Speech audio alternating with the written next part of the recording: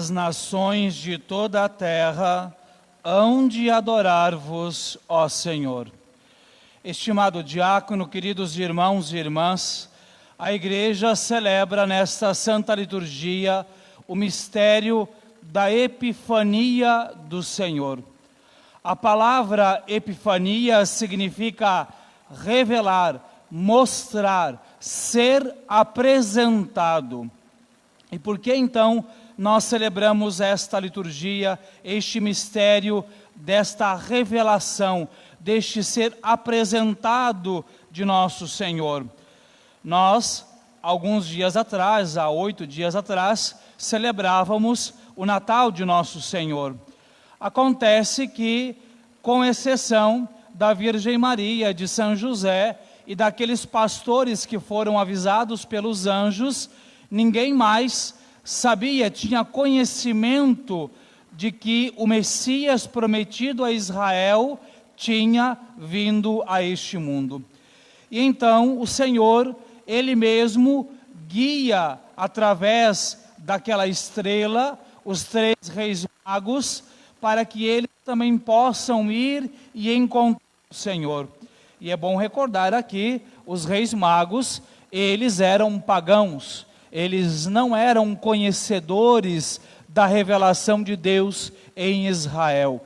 Então, quando estes 3 homens são conduzidos até Belém, até o lugar onde se encontrava a Virgem Maria, São José e o menino Jesus, eles 3 representam o mundo pagão, ao qual agora é dado o conhecimento de que o Salvador da humanidade se faz presente, é Deus conosco, é Emanuel.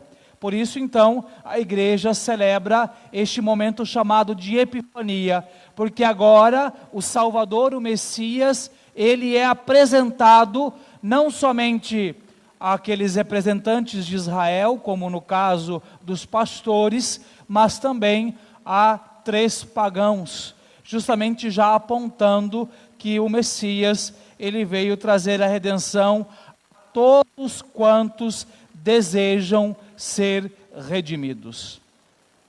Pois bem, agora é importante observarmos pela palavra de Deus, pela liturgia de hoje, que nós encontramos uma palavra, uma realidade, um convite que se torna o centro desta liturgia.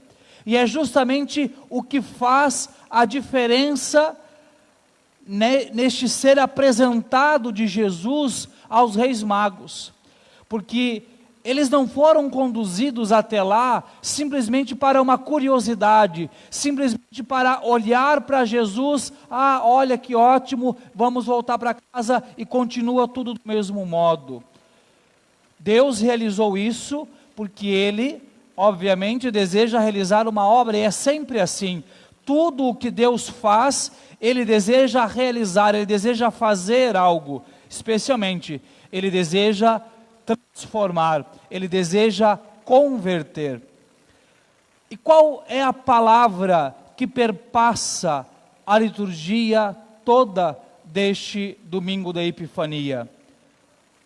No Salmo, nós ouvimos o refrão dizer: as nações de toda a terra hão de adorar-vos, ó Senhor.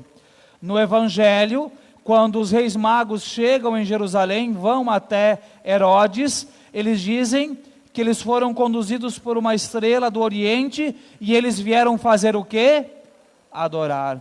Quando eles chegam a Belém e encontram a Virgem Maria com o menino Jesus no colo, eles se ajoelham e adoram.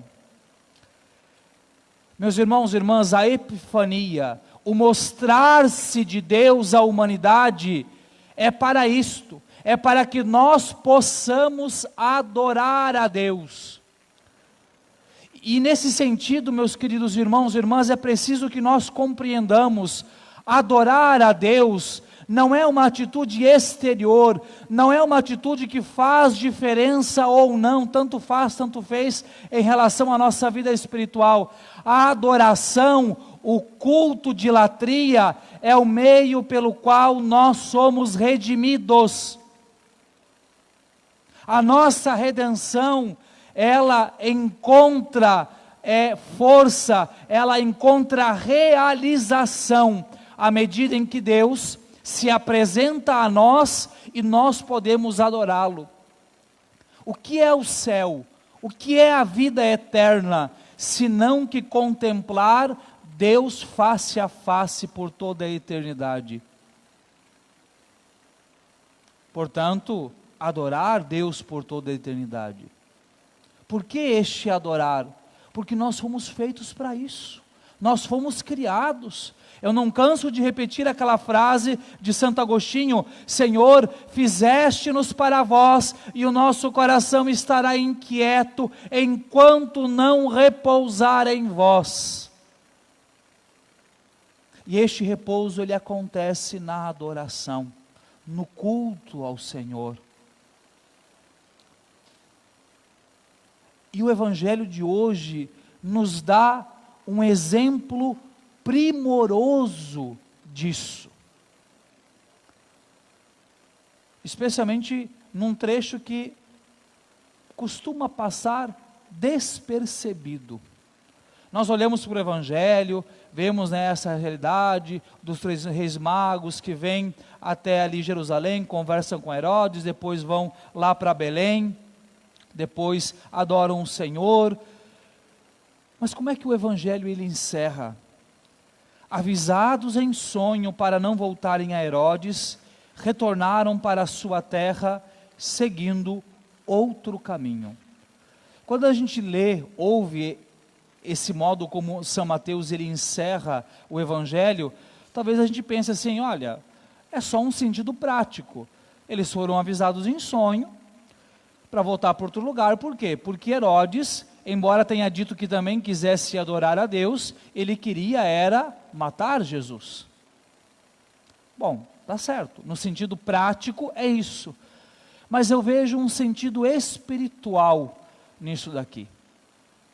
Reparemos que logo no início do Evangelho, Mateus nos diz que eles foram conduzidos por uma estrela.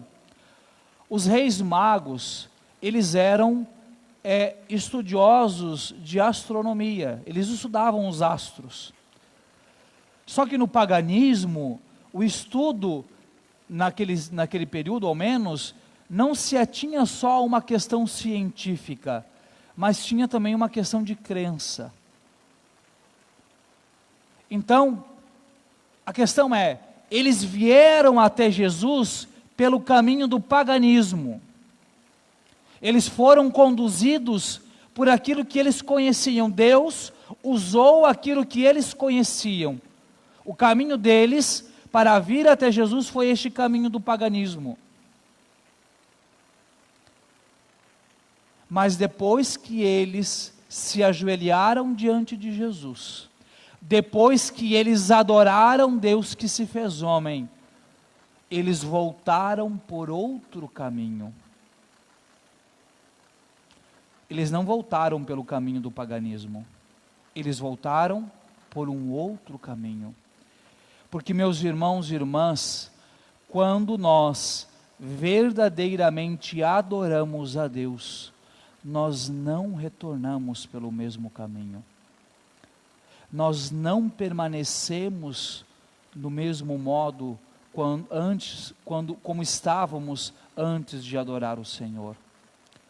Porque quem realmente adora Jesus é transformado, volta por outro caminho, torna-se uma outra pessoa. Há uma expressão, inclusive muito usada nas meditações e canções do Instituto dos Filhos e das Filhas da Pobreza, conhecido como Toca de Assis. Eles dizem: porque um adorador não volta atrás. Os reis magos não voltaram atrás, eles não voltaram por Jerusalém, não voltaram pelo mesmo caminho, porque eles adoraram. Quem conhece a Deus, quem contempla, quem adora a Deus, não volta pelo mesmo caminho. Então, meus irmãos e irmãs, me permitam lhes dizer, se você olhar para a sua vida hoje, e olhar para a sua vida, né, desde que você é católico, seja 5, 10, 15, 30, 50 anos como católico, se você olha para a sua vida e você vê que a sua vida não foi transformada cotidianamente em cada Santa Missa, porque quando a gente fala em adoração, a gente pensa naqueles momentos de adoração na quinta-feira ou no terceiro domingo, não. Essa é apenas uma extensão. A maior de todas as adorações, o maior de todos os cultos é a Santa Missa, porque é aqui que a Eucaristia nos é dada, porque é aqui que nós somos chamados a realmente adorar a Deus. Então, se nós observamos que a nossa vida não está sendo transformada, se você observa que você é a mesma pessoa, com os mesmos defeitos, com os mesmos pecados, se você observa que você não foi transformado, me desculpe lhes dizer, mas isso significa que você não está adorando a Deus.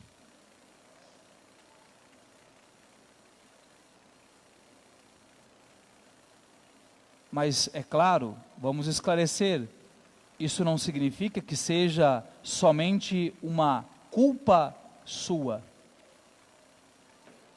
Porque o que acontece, meus irmãos e irmãs?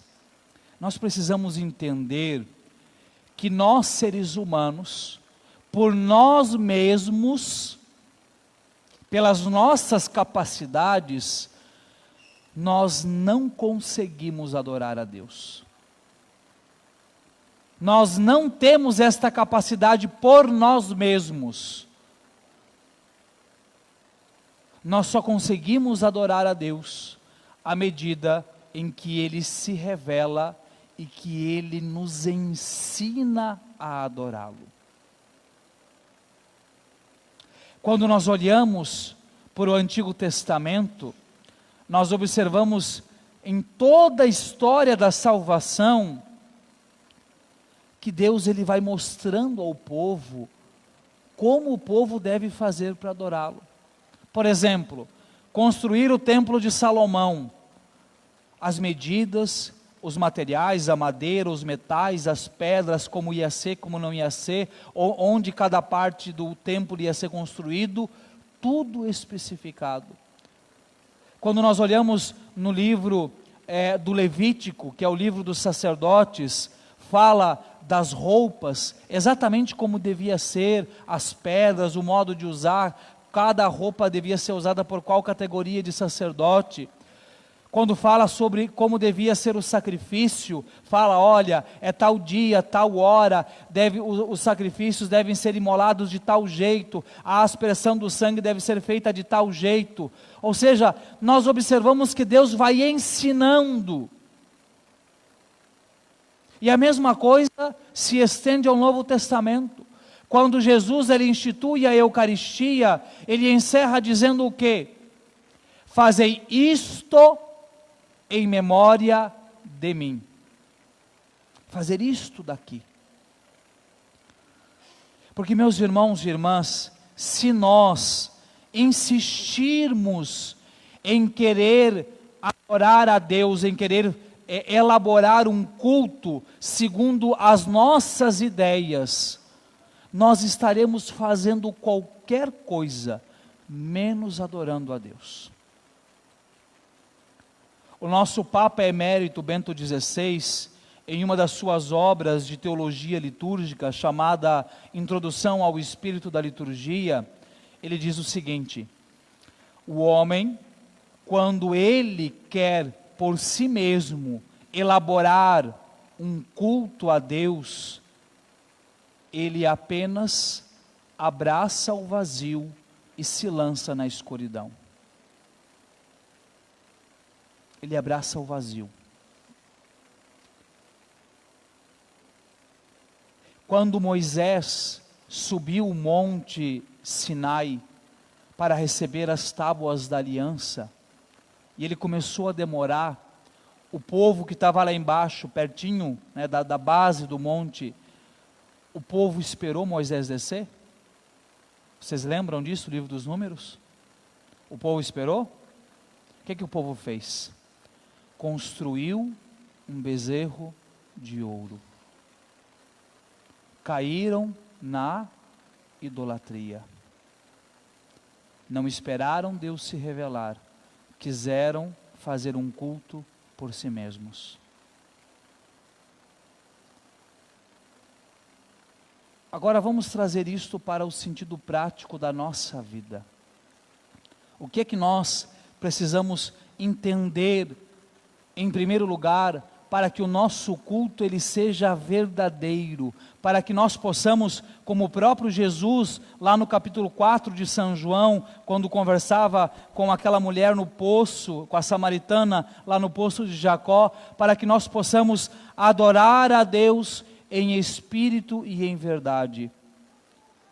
Nós precisamos acolher isto.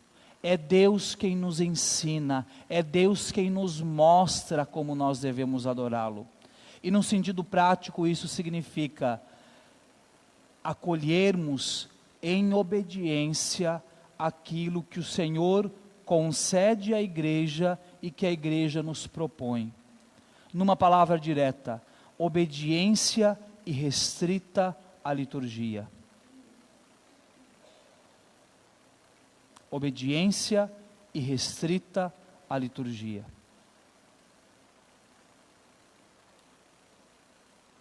Porque, meus irmãos e irmãs, quando nós acolhemos aquilo que a igreja nos propõe, movida pelo Espírito Santo, nós estamos seguindo aquilo que Deus revela, aquilo que Deus nos pede. Não é o nosso culto, mas é o culto de Deus, porque Ele é que vai ser adorado e não nós. Agora, se nós insistirmos com algumas ideias, com algumas posturas, não, mas eu acho que eu podia mexer naquilo, eu acho que a gente podia fazer esse rito de uma maneira diferente, eu acho que a gente podia acrescentar aquela outra coisa, eu acho que a gente começa a colocar ideias. Você sabe o que acontece?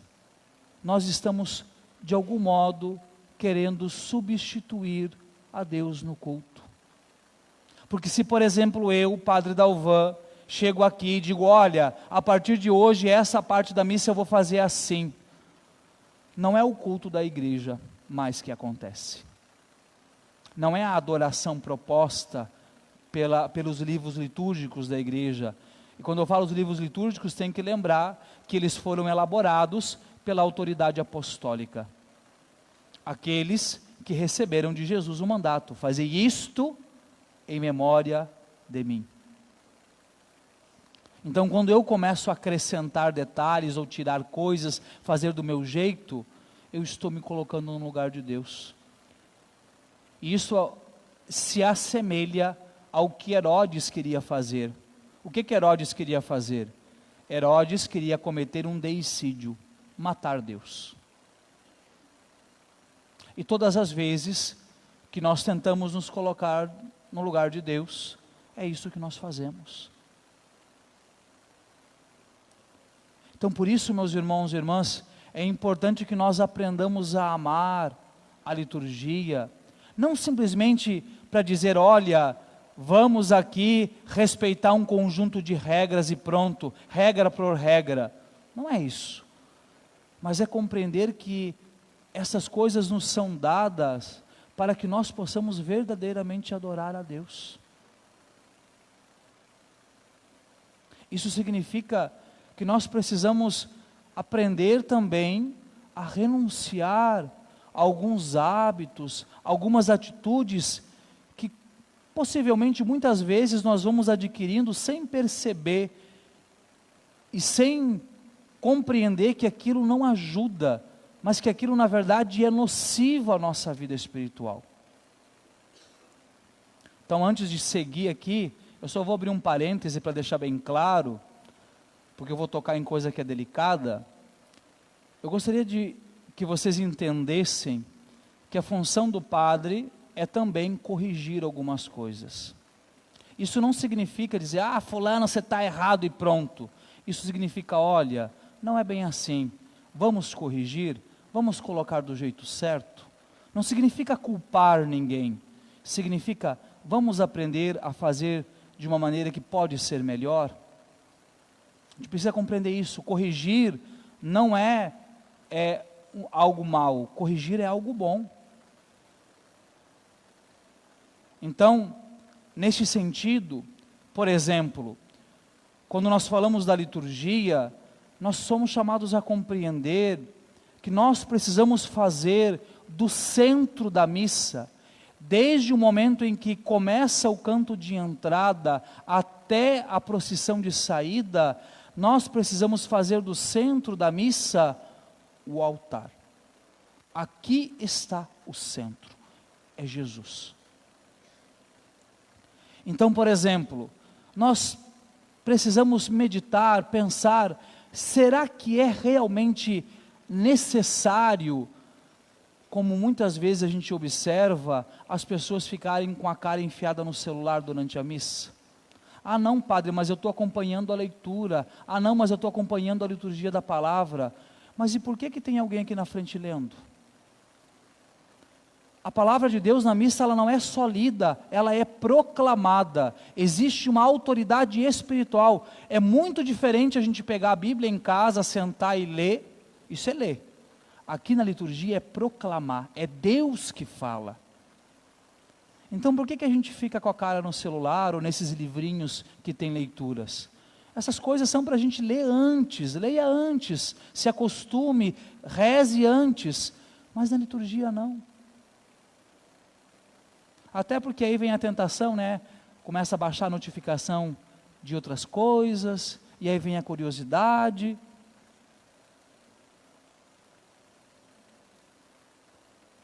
Ou até mesmo, será que alguns gestos que nós muitas vezes repetimos na liturgia, eles realmente nos ajudam a rezar? E aqui justamente entra aquilo que eu lhes falava, possivelmente a gente vai aprendendo isso, a fazer essas coisas, sem se dar conta de que isso não ajuda.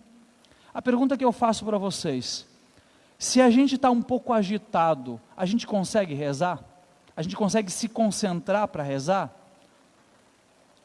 Se a gente coloca, por exemplo, uma música, que pode ser até um louvor, mas que é agitada e a gente fica ali ouvindo e cantando, a gente consegue parar com calma para rezar? Agora, se a gente coloca uma música tranquila, se a gente silencia, para, se acomoda de um jeito tranquilo, não é mais fácil? Então, a pergunta é uma pergunta para meditarmos, para pensarmos, será que, por exemplo, na missa, a gente precisa mesmo bater palma, ficar com os braços se agitando? Será que a gente precisa? Ah, mas a missa é uma celebração. Sim, do sacrifício de Cristo na cruz. Às vezes as pessoas perguntam, padre, por que o senhor na procissão de entrada, o senhor finca o olho para frente e vai? Porque a procissão de entrada da missa, ela é um reflexo, ela é, no rito da missa, a subida de Jesus para o Calvário. O Calvário é o altar. E Jesus, a palavra de Deus é muito clara, não desviou o olhar da cruz. Tudo deve convergir para o altar. Tudo deve convergir para o Senhor.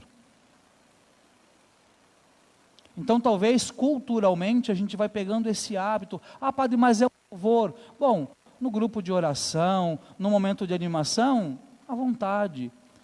Mas no momento da missa, do culto, o nosso coração e a nossa alma, eles precisam dar aquela arrefecida, acalmar e voltar-se para o altar.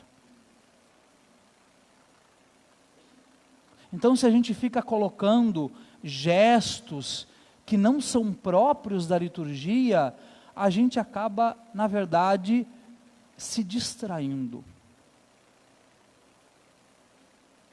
Inclusive porque às vezes a gente acaba faltando com respeito, com caridade, com o irmão que quer se concentrar, quer rezar, mas a gente está ali fazendo o maior auê do lado do fulano e da fulana.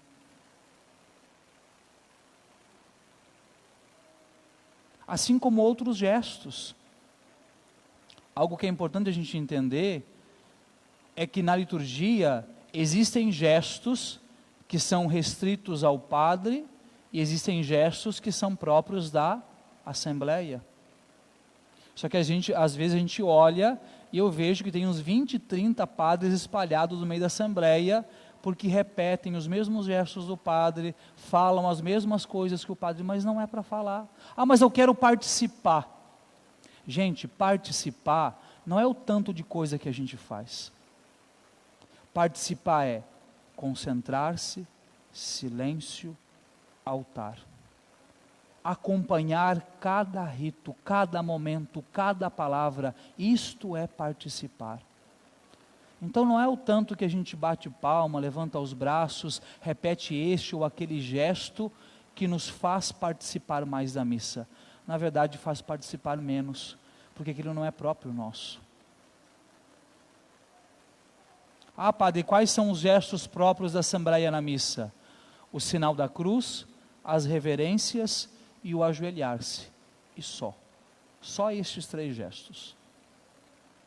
Nenhum outro. Então, meus irmãos e irmãs, é claro que isso não é tudo, no sentido de só fazer isso então e a gente vai realmente adorar. Não é só isso.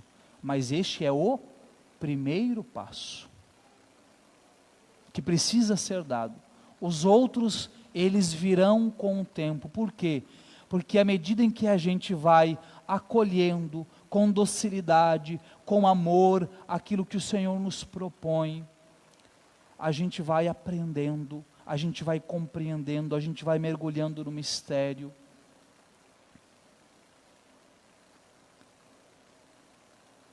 Especialmente pela obediência. Porque geralmente quando a gente toca nesses assuntos, a pessoa fica naquela, mas eu gosto tanto, mas isso me faz tão bem, eu não sei o que lá. Lembra do que eu falei no início? O culto na missa é para Deus. Quando a gente vai na missa para buscar algo que nos agrada, eu tenho que me agradar, a gente está buscando a própria adoração. Isso é uma coisa chamada egolatria. Quero adorar o meu ego, tem que ser do jeito que eu gosto. Se a missa não for do jeito que eu não gosto, não está bom. Então celebra uma missa em casa. Porque daí você vai cultuar o seu ego livremente. Na igreja, o culto se dá a Deus. Então, meus irmãos e irmãs, esta palavra, como eu lhes disse, eu sei que isso é duro, às vezes a gente ouvir, se revisar, mas não vamos deixar passar esta oportunidade que o Senhor está nos dando. Não importa o caminho que nos trouxe aqui, assim como não importa que os reis magos foram guiados pelo caminho do paganismo, por um astro. O que importa é que tenhamos chegado aqui. O que importa é que aqui estejamos tendo a condição de realmente nos colocar diante do Senhor e realmente adorá-lo. E que agora, adorando o Senhor, nós possamos voltar por outro caminho. Nós possamos ser transformados. Nós possamos ser todos os dias, absolutamente todos os dias, todas as missas que participarmos, voltar para casa, sendo um homem, uma mulher, novo, nova, transformado, redimido.